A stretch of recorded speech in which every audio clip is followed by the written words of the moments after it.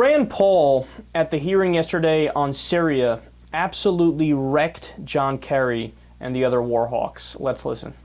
It's not often that I get to compliment the president. I can probably count the number of times maybe on one hand. But when I first heard that the president was going to come to Congress, boy, was I pleasantly surprised. I was proud that he was my president. I didn't vote for him, and I still am opposed to him quite a few times, but I was proud that he did this. And I was just about to stand on my feet and clap and give him a standing ovation, and then I heard, well, but if I lose the vote, I'll probably go ahead and do the bombing anyway. And so it does concern me. I want to be proud of the president, but every time I'm just about there, then I get worried that really he doesn't mean it, that he's going to sort of obey the Constitution if he wins. So I heard Secretary Kerry say, if we win, sure. But if we lose, what? I mean, make me proud today, Secretary Kerry. Stand up for us and say, you're going to obey the Constitution, and if we vote you down, which is unlikely, by the way, but if we do, you would go with what the people say through their Congress, and you wouldn't go forward with a war that your Congress votes against. Can you give me a better answer, Secretary Kerry? I can't give you a different answer than the one I gave you. I don't know what the president's decision is, but I will tell you this. It ought to make you proud because he still has the constitutional authority, and he would be in keeping with the Constitution. Well, I disagree with you there. I don't believe he has the constitutional authority. I think Congress has this. Madison was very explicit. When he wrote the Federalist Papers, he wrote that history supposes, or the Constitution supposes what history demonstrates, that the executive is the branch most likely to go to war, and therefore the Constitution vested that power in the Congress. It's explicit and runs throughout all of Madison's writings. This power is a congressional power, and it is not an executive power. They didn't say big war, small war. They didn't say boots on the ground, not boots on the ground. They said declare war. Ask the people on the ships launching the missiles whether they're involved with war or not.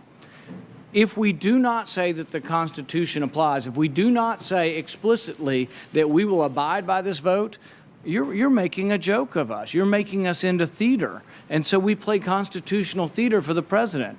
If this is real, you will abide by the verdict of Congress. You're probably going to win. Just go ahead and say it's real, and let's have a real debate in this country and not a meaningless debate that in the end you lose and you say, oh, well, we had the authority anyway. We're going to go ahead and go to war anyway. Irrefutable. He's like, look, why would you even bother to have the vote if you're going to disregard us anyway? And by the way, if our vote comes back no, you have to obey constitutionally. If you want to pretend to care about the Constitution for a second, you have to agree that you can attack if we vote no. And Kerry's like, yeah, well, no, I mean, the constitutional authority is really in the president's hand, and that's why he's going to make his decision no matter what. Then why are you bothering to have the vote? If we vote no and then he attacks anyway, you're showing it was constitutional theater, as Rand Paul put it. No, Article 1, Section 8, Clause 11 of the Constitution is clear. Congress has the authority to declare war. And then Kerry would pivot to, like all the war hawks do, well, bombing is not really necessarily war. I love that argument, because if Mexico decided to lob some cruise missiles onto Austin, Texas, would we feel the same way? Yeah, my guess is not. He continues. We've had a lot of discussion about, whether or not we're going to make the world safer with this. Somehow we're going to have less chemical weapons. But I think that's an open question. And I think it's conjecture at best. You can say, oh, well, we think Assad will be less likely to launch chemical weapons after this. We may be able to degrade his capacity somewhat. He's got 1,000 tons. Are we going to wipe it out? Most reports I hear say we're not even probably going to directly bomb chemical weapons because of what might happen to the surrounding population. So my guess is he still will have the ability. Most people say Assad acted very illogically. Why would he release chemical weapons on his own people when it brought the anger and enmity of the entire world? So he's already acting irrationally or illogically. Now we're going to deter him, and he's going to act in a rational manner. I think it's equally likely that he either does it again or he doesn't do it. I don't think you can say for certain which is better. I don't know that we can say that by attacking them, he's not going to launch another chemical attack. Will the region, I got a few of them, then I'll stop. Will the region be more stable or less stable? We all say we want stability in the Middle East, and stability in the Middle East is a national interest for our country. Will it be more stable or less stable? I frankly think there are equal arguments on both sides of that. Will Israel be more likely to suffer an attack on them, a gas attack or otherwise, or less likely? I think there's a valid argument for saying they'll be more likely to suffer an attack if we do this. Will Russia be more likely or less likely to supply more arms and get more heavily involved in this? I think there's a valid argument that they may become more likely to be involved. Iran, more likely or less likely to be involved with this? If Iran gets involved, more likely or less likely that Israel launches a reprisal attack on Iran? There are all kinds of unknowns that I can't tell you absolutely the answer, and neither can you, but I think there's a reasonable argument that the world may be less stable because of this, and that it may not deter any chemical weapons attack. So what I would ask is, how are we to know? How are we to go home? I haven't had one person come up to me and say they're for this war. Not one person. We get calls by the thousands. Nobody's calling in favor of this war. I didn't meet one. I was home all month. I went to 40 cities. I didn't have one person come up and say, do they all agree it's a horrendous thing? Yes, we all agree that chemical attack's a horrendous thing, but people are not excited about getting involved. They also don't think it's going to work. Again, absolutely fantastic points.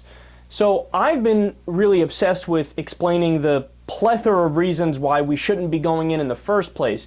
But what Rand Paul did there was took it even a step further. What he did is said, even if I grant you all of the reasons as to why we're going in, which again, don't buy them, but even if we grant them hypothetically for a second, the arguments you're making as to how effective the bombing will be are nonsense.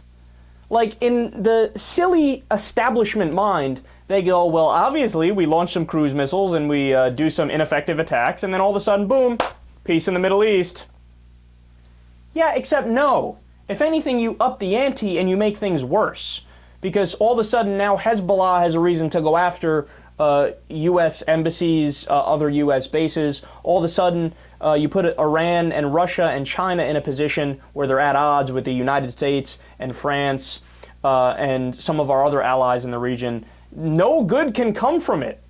So why are we entertaining the idea for a second, even if we grant you all the reasons why you're going in, which are also bullshit?